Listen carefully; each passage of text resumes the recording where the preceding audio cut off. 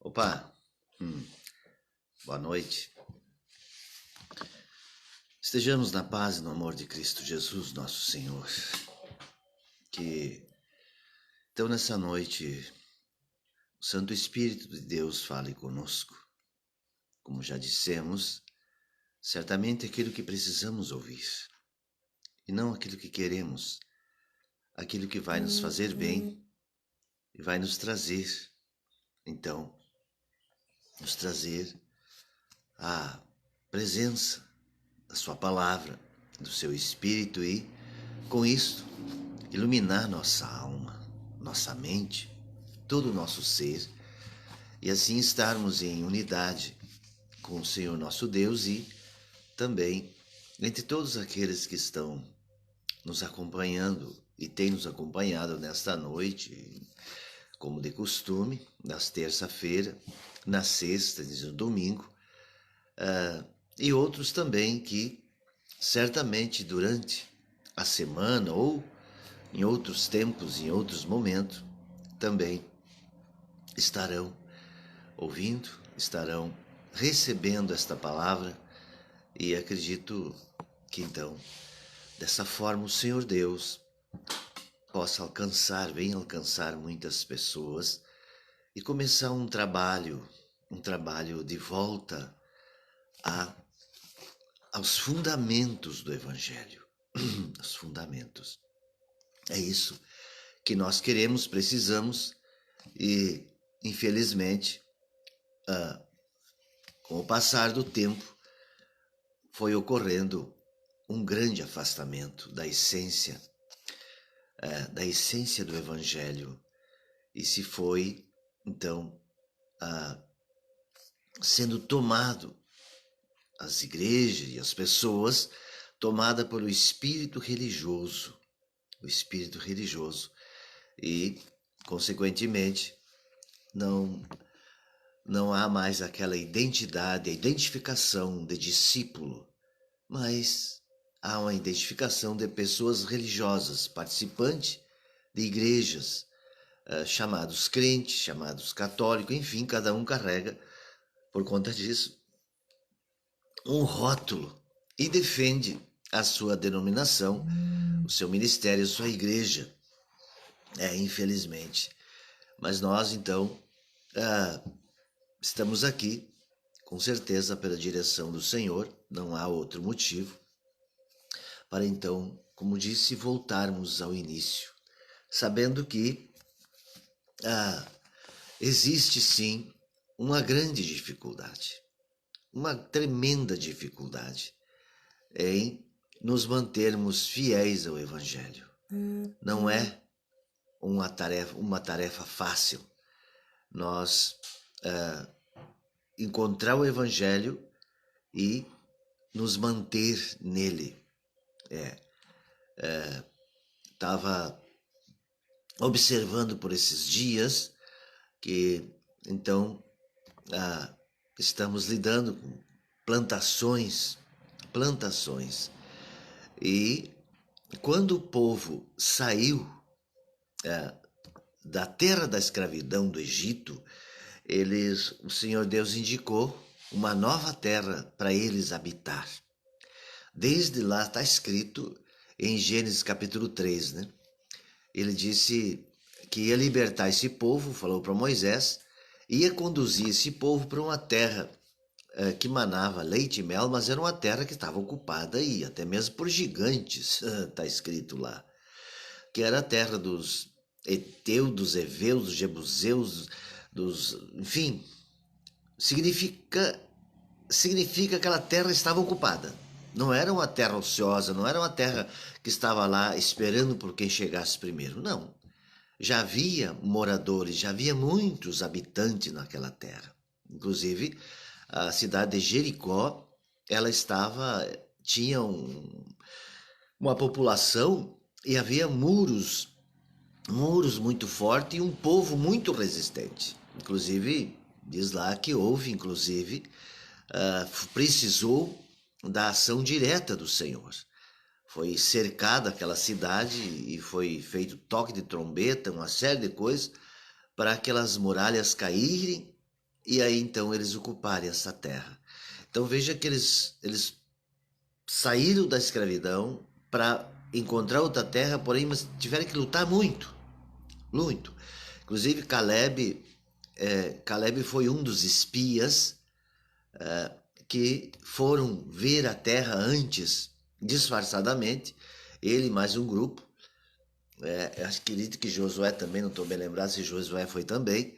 Eles foram espiar a terra, disfarçado, né? Para ver essa terra e ver as possibilidades. E aí um grande grupo voltou de lá desanimado, dizendo, não, essa terra é habitada por gigantes, não tem chance para nós, vamos desistir, não vale a pena. Vamos morrer pelo deserto mesmo, queriam até voltar para o Egito. E outra fatia desses disseram, não, o Senhor vai nos dar vitória, nós vamos conseguir sim. Aí uns diziam, né, não, nós não temos condições. Outros, não, mas temos, e a terra é boa. Olha, eu vi um homem carregando um cacho de uva que mal podia carregar. O tamanho do cacho de uva. Então é uma terra muito fértil, uma terra muito boa. E houve um racha entre aqueles que acreditavam que era possível possuir essa terra, vencendo os seus moradores, já os habitantes dessa terra, expulsando eles, e outros diziam que não havia condições, que eles não tinham condições de expulsar aqueles que já ocupavam a terra para eles ocupar essa terra então, né? Bom, eu estou contando um pouco essa história, está tudo escrito no livro do Êxodo, mas estou falando um pouco assim por alto para dizer que hoje não é diferente. Não é diferente. Então, comecei a história com as plantações. Então, essas plantações eram a terra que estava virada em mato, em capoeira. Diziam os antigos, um xircal, né? Cipó, espinho, tudo que era enfim, vegetação, toda espécie de vegetação, mas assim muito densa, tramado. Bom, foi feito então a devastação, arrancado uns tocos, aquela terra ficou bonita de se ver de longe. Então ali a gente está plantando um pouco no meio de tudo, né? Um pouco de tudo. Mas incrível que pareça, na quinta-feira veio do céu um ataque terrível. Um ataque terrível de formiga saúva. Essas ditas formigas rainha, elas criam asa, né? E elas vieram avistar aquele solo ali, elas vieram com tudo, né? E caiu miríades naquelas paragens ali, naquela colina. Miríades. E logo foram se enterrando, foram cavando seus buracos, se enterrando, para dali então começar um novo formigueiro. Miríades. Olha, impressionante. Andei pegando umas, mas insignificantemente, porque eram muitas, muitas. Então, observando que enquanto estavam a capoeira danada lá, ali elas não iam ser localizadas. Não, elas querem uma terra limpa. Uma terra que elas, então, possam daí se radicar ali e dali exercer seu trabalho, se multiplicarem também. Então veja, não tinha essas formigas, mas vieram voando, né? Aí também agora começa a vir do solo quantidade de tudo que é espécie de inso, de cipó, de espinho, de outras vegetações que estavam adormecidas, semente. Tem semente de certa guanchuma que ela fica 40 anos na terra.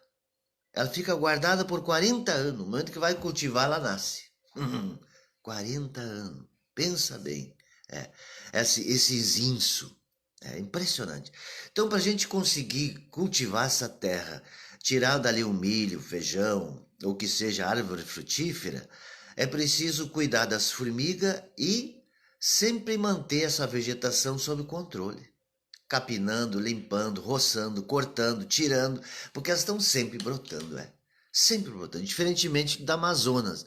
Lá não, a árvore é cortada, em outros lugares é cortada, não brota mais. Mas o nosso tipo de vegetação e de solo, a nossa fauna, a flora aqui, ela é muito teimosa. O toco fica ali por décadas, séculos, acredito, sempre brotando, sempre brotando, né? E quando não é a semente deles, é a própria toco, né? Que continua a brotar. É, então é preciso sempre aquele cuidado, plantar e manter a vigilância para tirar esses índios, cuidar das formigas e etc. Eu pensando, o evangelho não é diferente. O evangelho não é diferente. Porque observe que essas árvores, essa vegetação nativa, não precisa cuidar. Elas vêm.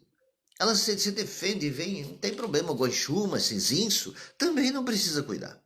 E pouco o inseto faz para eles, quase nada. Quase nada. Mas a vegetação, o milho, o feijão, o pêssego, a nosso pecan, no caso nós plantamos um pouco ali, o figo, né, laranja, o que tem de praga que ataca, o que tem de praga. Formiga ataca as folhas, ataca a flor, ataca o fruto também, mas a formiga ataca tudo. E aí depois vem os passarinhos, aí tem macaco também que ataca. Tem um grupo grande de macacos que também vem fazer daninheza. É impressionante a quantia de coisa que tem que estar ali vigiando, cuidando, porque senão a pessoa simplesmente não colhe nada. Nada. Então dá um trabalho muito grande. Não é só chegar lá e plantar. É preciso manter esse cuidado, essa vigilância até na hora de colher. E mesmo depois de colher, você sabe que o feijão, o milho, o que seja o arroz, enfim, os cereais, eles têm o ataque dos carunchos também. Os carunchos, caruncha tudo. Se guardar, não souber guardar, perde na tuia, como diziam os antigos. Perde já depois de estar ali.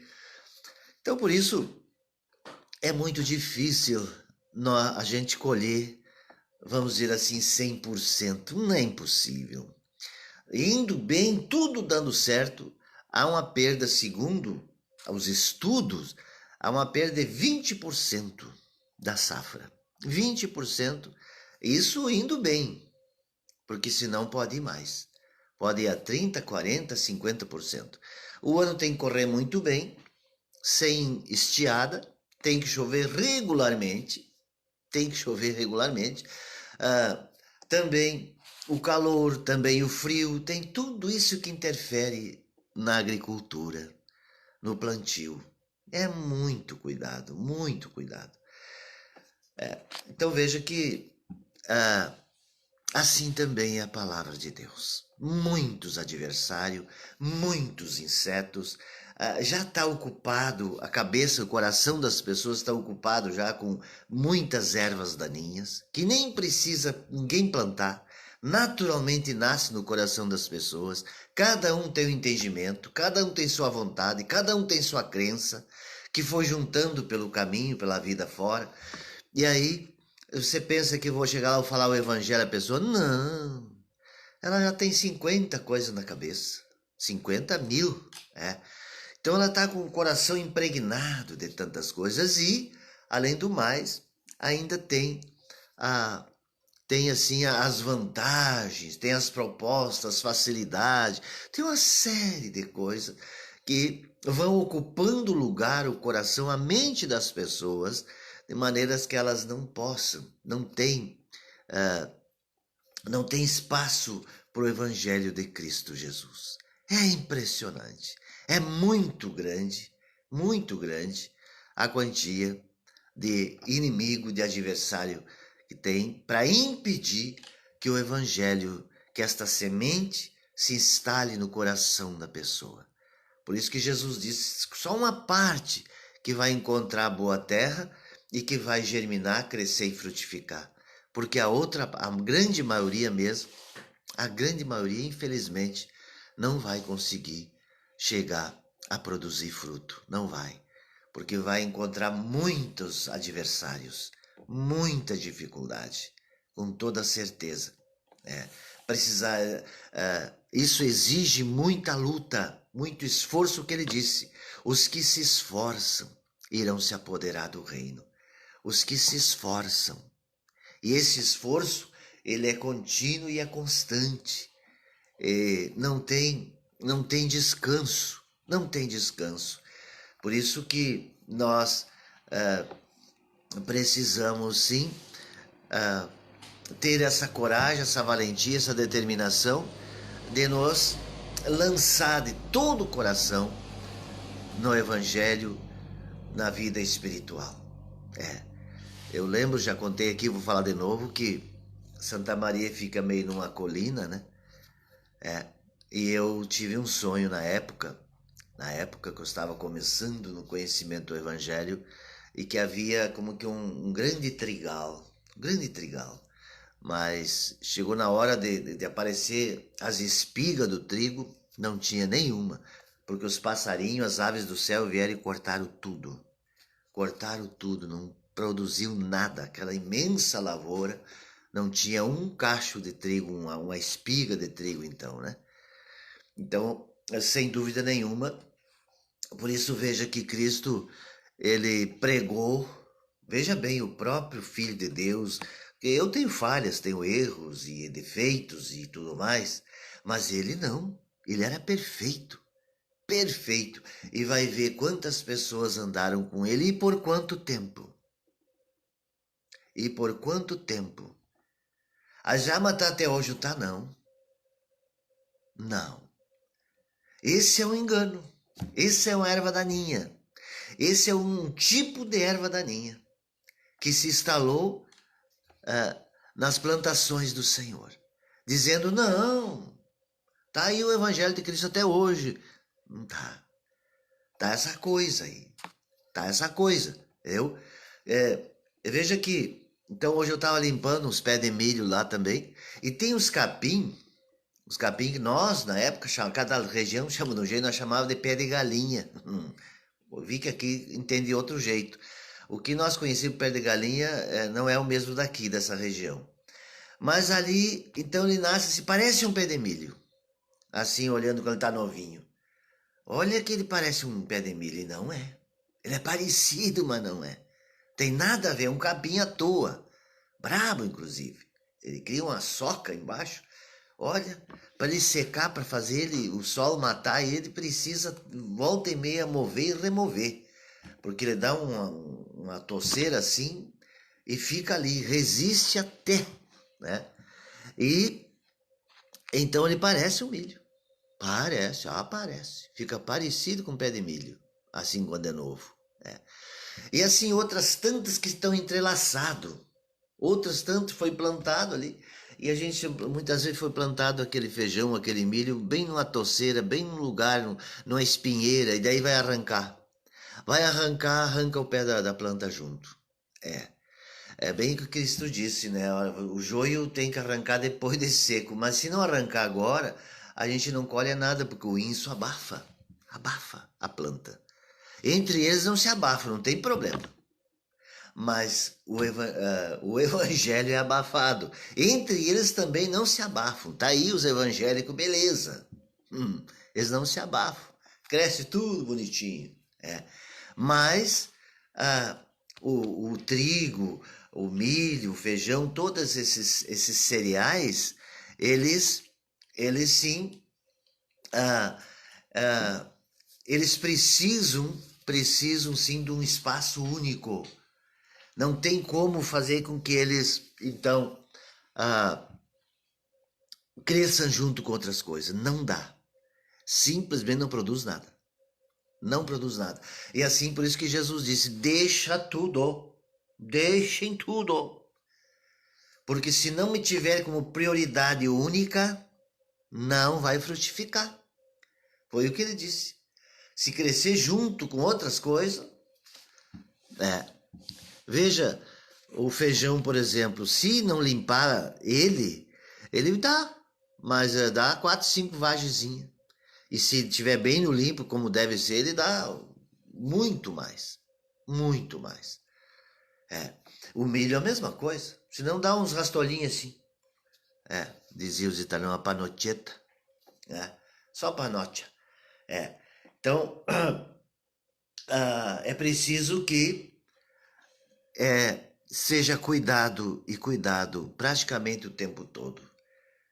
Depois do milho pronto, vem o macaco. Se tem um lugar de caturrita, vem a caturrita, ela rói todas as espigas. Ela rói uma, depois ela não vem na mesma, ela vai lá na outra. Ela vai abrir outra lá. É um bicho interessante. Ela não rói aquela mesma. Tá ali, ela vai lá comer outra, aquela para ela tá estragada. Ela faz um estrago medonho. Bom, e assim volto a dizer. Então o evangelho tem muitos, muitos, muitos adversários. E um dos piores é esse que as pessoas então acreditam que estão vivendo ele e aí não se esforçam mais em nada. Não, é só, veja bem, é ser membro de igreja. É ser membro da igreja tal, aquela igreja tal, aquela igreja... Ainda dizem que estão servindo a Cristo na tal ministério. Qual é a igreja tal? Estou lá naquele lá, estou naquele aqui, estou naquele ali. Entendeu? E cada um defende o seu. Ah, mas são tudo irmão. Eu já falei sobre isso. É uma grande farsa. Então por que tem que ir numa só então? Se é tudo igual. Se chamam de irmão, se são irmão, o pai é o mesmo. Como que na hora então se divide em tudo? É porque não são, na verdade. Não são. Mas não são mesmo, sabe? Entendeu? Porque veja, discípulo de Cristo significa que nasceu de Deus, é filho de Deus e se identifica como tal. Não tem mais placa realmente. Não tem mais porquê. Mas por que a pessoa tem que ir naquele ministério e não tem que ir no outro? Porque às vezes fica do lado da casa dela, ou na frente da casa dela, e atravessa a cidade para ir lá no outro. Por quê? Porque certamente ali a pessoa não se identifica. Não se identifica, tem que ser lá, tem que ser cá, tem que ser para. Por quê? Porque de fato não conhece a Jesus. Conhece a religião, conhece a crença, conhece a sua denominação. Então há essas divisões, essas separações, mas veja, isso revela que é falta de um conhecimento profundo da pessoa de Cristo. Profundo. Veja que chegou no início da igreja, veja que o apóstolo Paulo teve que botar uma baita bronca lá com o pessoal de Coríntios, daquela comunidade. Eu sou de Apolo, eu sou de Pedro, eu sou de Paulo. Oh, olha bem, isso no início, no início, lá ainda estava, vamos dizer assim, misericórdia, mas Jesus recém tinha sido morto, recém tinha ressuscitado, quer dizer, fazia o que, no máximo 10 anos, 20 anos, por aí, estourado, né? Mas não fazia 20 anos, com certeza creio que não. Né? E já havia esse entendimento, já precisava advertir, chamar atenção, porque eles estavam forçando e forçando a vida inteira até que chegou no ponto que nós estamos hoje. Então, totalmente descaracterizado, não temos mais pessoas então observando, seguindo a Cristo Jesus, mas estão seguindo a ministérios, seguindo igrejas, seguindo como membros de igrejas, com doutrinas, com ensinamentos, mas não mais como discípulos de Jesus. Não como discípulos, não como religiosos. Como sempre houve, antes de Cristo, durante a vinda de Cristo, a estada dele naquela região e a partida dele, continuaram os religiosos até hoje. Aí um pequeno grupo, então, que seguiu a ele, resistiu, perseverou, mas com o tempo foram se afastando de novo. Foram se afastando e abandonaram completamente a vida de discípulo. E ninguém mais prega isso. Ninguém mais prega. Ninguém mais fala em discípulo. Sendo que ele falou, está escrito lá, faz que se tornem meus discípulos, meus alunos, meus amigos. Não, as pessoas são amigas do mundo hoje, amiga da religião, amiga dessas crenças. E como fazê-las se tornarem, então, amigos de Cristo? Quer dizer, se deixar como está, quer dizer, as ervas daninhas já abafaram tudo, né? E aí os pezinhos que estão ali ainda são atacados por insetos, muitos insetos. Quer dizer, muitos pensamentos equivocados, muitos ensinamentos equivocados, muitos.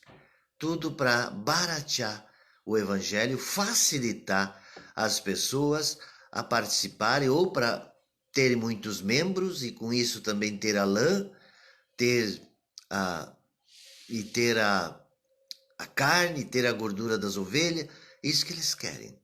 Isso que querem. É lamentável, sabe? É muito triste isso.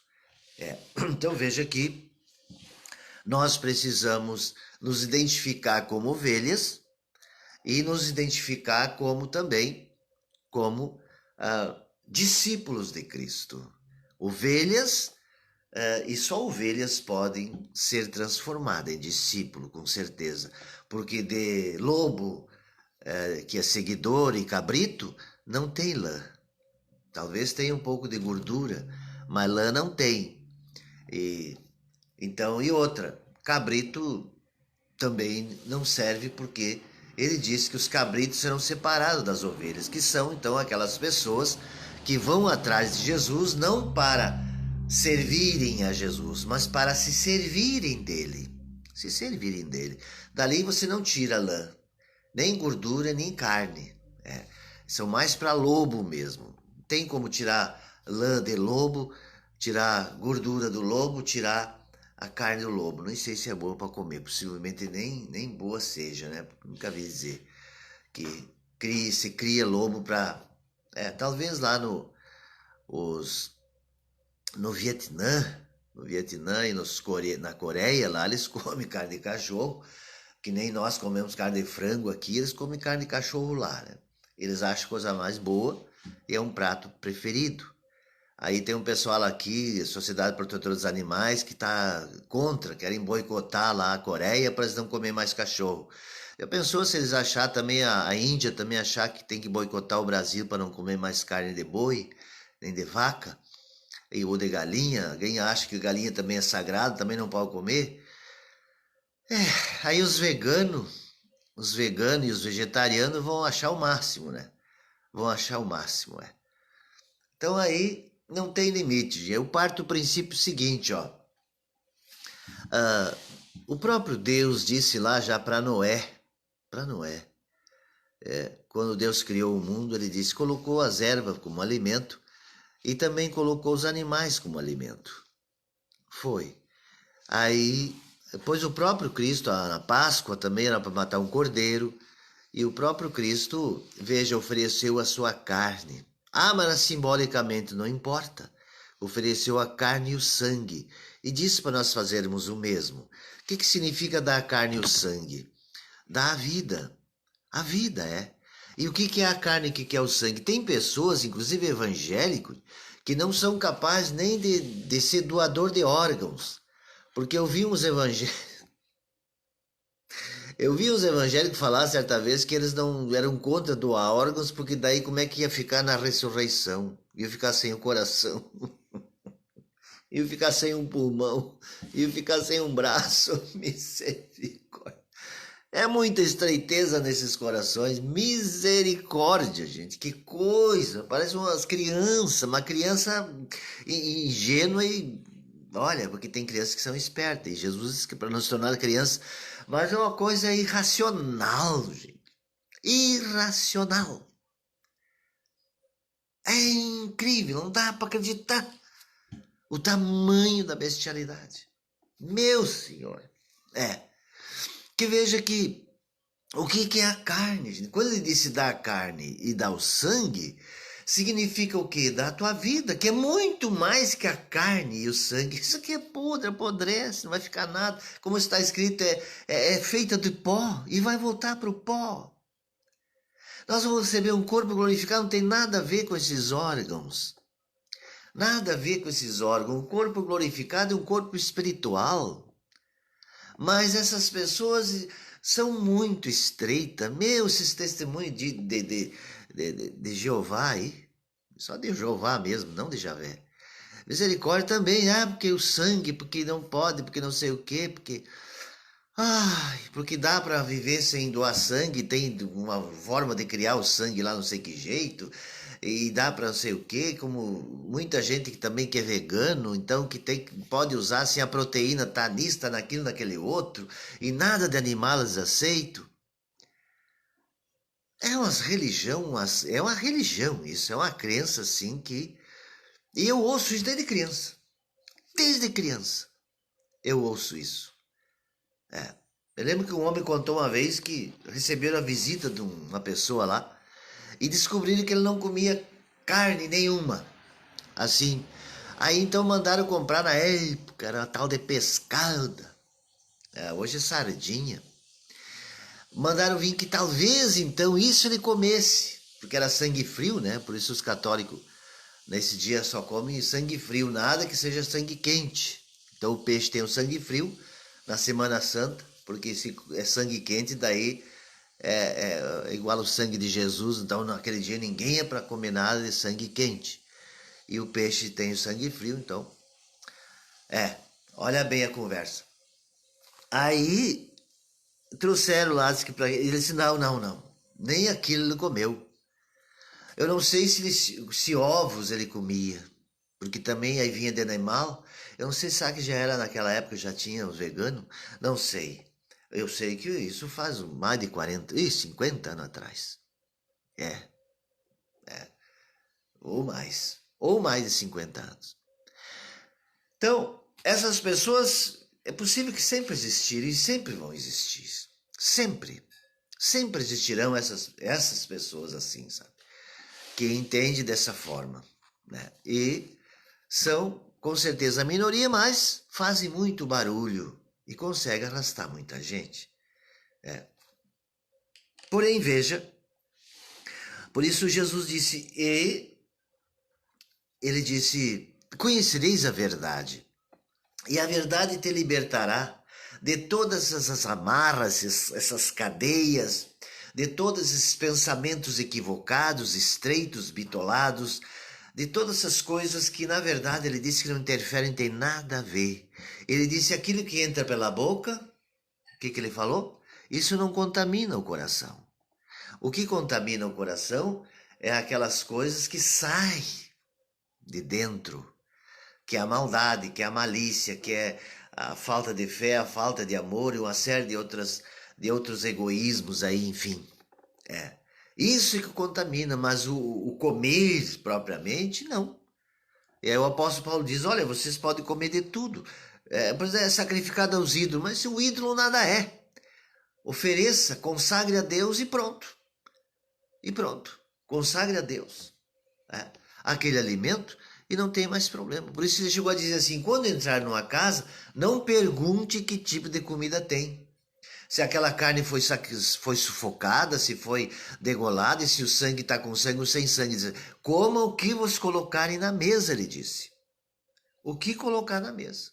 Vai chegar a perguntar, escuta, mas essa carne aqui, esse animal foi sangrado ou foi sufocado? Porque eu não posso comer. Ele já avisou antes, vocês cheguem numa casa, tomem conhecimento se aquela casa, a pessoa é digna, cheguem ali permaneça, não andeis de casa em casa, e nada perguntem do que é servido, como o que lhe servirem. Então veja, nós temos que estar fundamentados sempre no Evangelho, no espírito do Evangelho. Não tem perigo de errar, não tem. Mas quando as pessoas se desviam do Evangelho, ou não dão importância para o Evangelho, aí elas vão olhar para as cartas, vão olhar para um versículo aqui, outro ali, acolá, vão lá no Antigo Testamento, pegar as partes que lhe interessam, pastar um pouco em cada potreiro. Aquilo que lhe interessa. E aí fazem doutrina e fazem poluição na mente das criaturas. Poluição. Depois é o que nós vemos aí. As pessoas fazendo arminha dentro da igreja. Queimando tudo, destruindo tudo. Aí depois pega um cachorro lá e faz uma lei para proteger os cachorros. E aí passa tudo. Passa boi e passa boiado. Que coisa mais terrível, gente. É muito triste isso. É muito triste ver a estreiteza dessas pessoas. lamentável. E o que fazer para que desperte, para que abram os olhos, para que enxergue para além do seu próprio nariz? O que fazer, meu Deus? Muitos não vai ter jeito, como ele disse, morrerão nas vossas cegueiras, morrerão no vosso pecado. Mas veja, por isso nós temos trabalhado para que então, você que está aí, que então não está ainda submerso nessa água podre, suja deste mundo, ainda há uma esperança. Ainda dá para vir à tona e pedir pelo socorro do Senhor e ser resgatado, pois para isso que ele veio, para resgatar os perdidos, aqueles então que estão cansados de tomar essa água suja e não querem mais.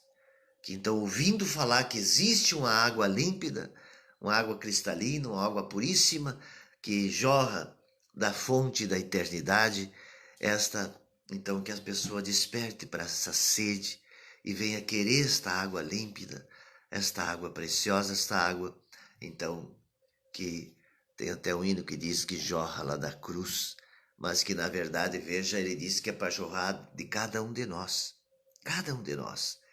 Então, ele disse, vocês têm que ser esta fonte de água viva. Fonte de água viva. E os que estiverem ligados a ele, certamente o serão. Certamente serão. Como ele disse, eu sou a videira e vocês são, então, o ramo dessa videira. Então, dizendo que é preciso estar ligado nele. Ligado. Para produzir fruto e fruto bom e para produzir esta água que jorra para a vida eterna. E para sermos a lâmpada também. A lâmpada. A própria luz. Então é essa identidade que nós temos que assumir e que nós temos que querer essa identidade. Então veja, esse tem que ser o desejo forte do nosso coração. O forte desejo, a meta ser esta fonte de água viva, ser este sal e ser esta luz. E não andar procurando, eu vejo que os espíritas, principalmente os espíritas, gostam muito de dizer, há muita luz para ti. Muita luz para ti, que Deus te ilumine, ou muito assim, que seja uma pessoa de luz, seja uma pessoa, receba a luz, a paz, assim por aí fora. Não. E Jesus disse, não, vocês não têm que andar atrás de luz nenhuma. Vocês têm que estar ligados a mim, que daí vocês estão ligados vamos dizer assim, a rede elétrica de altíssima potência e que os ventos, que as intempéries, nada vai fazer com que caia a chave e fique nas trevas. Não, vocês estando ligados nesta rede, vocês vão fornecer sempre esta luz, serão sempre luz do mundo e sal da terra. Mas tem que estar ligado sim a ele. Com certeza. Mas hoje, infelizmente, cada um não se liga. Por que não se liga? Porque as pessoas vão para lá e até querem ouvir falar de Jesus, mas para ver como é que eu faço para me apossar das bênçãos. Para ele me abençoar. Para mim ser bem sucedido nos meus negócios. Para mim ser bem sucedido na minha empresa, no meu emprego, enfim, assim por na minha família, assim por diante. Visando sempre a terra. Sempre visando a terra. Então, olhando para Jesus, mas já pensando no que ele vai me dar. No que ele vai me abençoar. Não, mas tu tem que se entregar para ele. Tá, vou me entregar. Então, vou fazer a experiência. Eu vou me entregar para Jesus, para ver se as portas se abrem, porque até agora não se abriram. Ai, Senhor. Sempre interessado nas coisas da terra. Outro dia eu estava escutando um pregador, mas depois lá por final ele chamou o pessoal e começou a falar nas bênçãos. Ai, ai, ai. Ai, ai, ai, já poluiu. Quando chamou o pessoal para abençoar, para receber as bênçãos, já fugiu até lá do que ele pediu para Abraão. Abraão, se tu uma bênção. Mas as pessoas não têm jeito, elas querem as bênçãos. Elas não querem ser bênção. Não, que isso? Não, mas e eu? E eu? Só vou dar para os outros, mas e eu? Então não tenho o que falar com essas pessoas, gente. Não tenho o que falar. Tristemente, eu vejo que chegou um momento que o Cristo, ele se entristeceu tanto que ele se limitou a chorar. Se limitou a chorar. É. Olhou para Jerusalém assim e caiu em pranto. Caiu em pranto. É.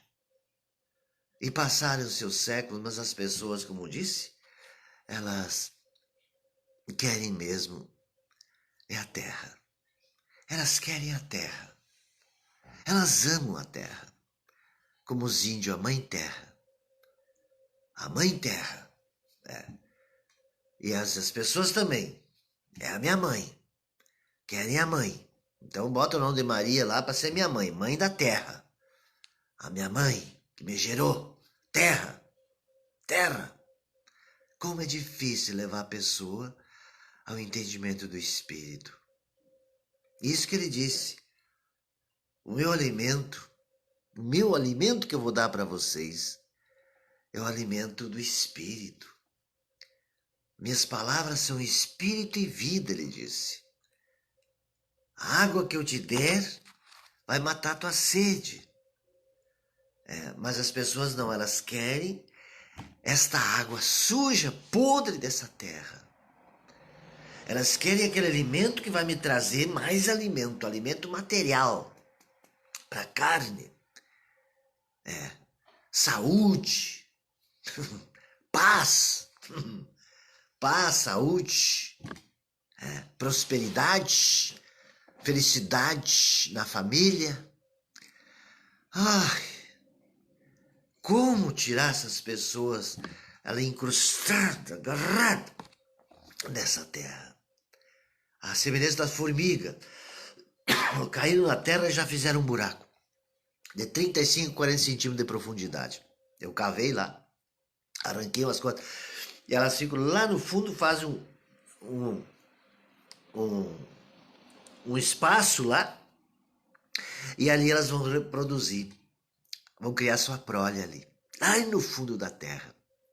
Fundo da terra, e assim são o ser humano. Se enterram lá no fundo. E aí, se Jesus quiser, que vai atrás delas. Que vão atrás delas. E elas vêm para fora e gritam: vem aqui, eu tô aqui, me abençoa aqui, eu tô aqui. Não vão até ele. Dele gritar. Onde é que eu posso encontrar Jesus assim, facinho, facinho? O pessoal, facinho, facinho. Onde é que ele tá assim, na superfície? Só, né? Sem esforço. É isso que as igrejas pregam. Vem para cá. Aqui é sem esforço. Aqui o esforço é mínimo. Aqui o homem de Deus vai clamar para Jesus e Jesus vai trazer as bênçãos para ti. E Jesus vai derramar bênçãos sem medida. Está escrito. E a escritura não pode falhar. A janela do céu vai se abrir e vai derramar. Em nome de Jesus. Ai, o que fazer com essas formigas saúvas, gente? E uns devorando os outros, não fica nada. É uma fome voraz. É uma fome voraz. Porque essa formiga saúva, você sabe que um pé de árvore, se ele não, ele pode ser até relativamente grande, numa noite eles deixam só os talos. É terrível. Elas limpam uma lavoura assim, uma noite. Formigueira é grande, de dia tu não vê nenhuma. Elas abrem um olheiro lá que se chama, sabe? E ó, você vê só os talos no dia de manhã. É uns animais de grande. Não é tão grande, né? Mas pra ser uma formiga é grande. Né? Carrega não sei quantas vezes o peso delas. Né? É impressionante. E o ser humano se assemelha a isso. Lamentável. Lamentavelmente. Então você que tem um chamado para ser uma ovelha, que tem um chamado para ser sal, ser luz e ser fonte de água, fonte de luz, que está ligada à fonte eterna, espero que tenha dado crédito e ouvido essas palavras. E que se você ouvindo isso se identificou também como uma saúva dessa, se identificou como alguém também que vive enterrado e querendo as bênçãos, que o Espírito toque e te faça cair em si e desperte para buscar as palavras de Jesus, que são espírito e vida. Espírito e vida. E comece a trabalhar não pelo alimento que perece, mas por aquele que subsiste para a vida eterna. Eu gosto de plantar. Eu gosto de plantar, de trabalhar com a natureza. Mas eu sei que isso aí é um paliativo, é algo, né? Não tem nada a ver. Se tem, tem. Se não tem, não vão, ninguém vai morrer por causa disso. Não vai, não. É algo prazeroso, é algo bom, agradável, mas não é essa a razão que nós temos que ter para viver. Não. Nossa razão tem que ser o conhecimento do Evangelho, da sua palavra, dos seus ensinamentos. É como ele disse, né? As palavras dele, espírito e vida. E sermos verdadeiros adoradores para adorar em espírito e verdade. Não é com ritual, não é para impressionar os olhos dos homens. Mas, como ele disse, esta oração, esse pensamento em secreto, essa adoração em secreto, mas que o Pai vê e conhece. Ah, como vê e como conhece.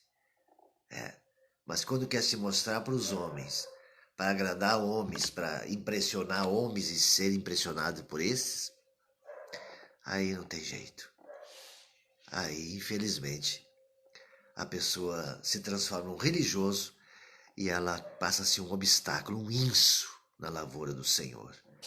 Passa a ser um brejo que deve ser combatido, porque vai abafar a boa semente. Não vai deixar crescer, não vai deixar vingar, dar fruto, não vai.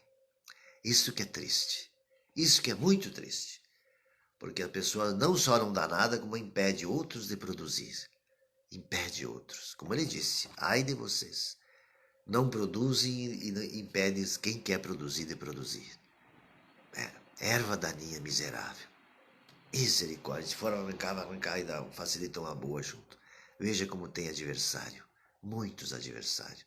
Mas o Senhor, com certeza, por seu amor e misericórdia, nos dará condições, nos capacitará e nos dará a vitória. Tudo para a honra, para a glória, para o louvor, para a adoração do seu santo nome. O nome do Pai, do Filho e do Espírito Santo, o nome de Cristo Jesus, nosso Senhor.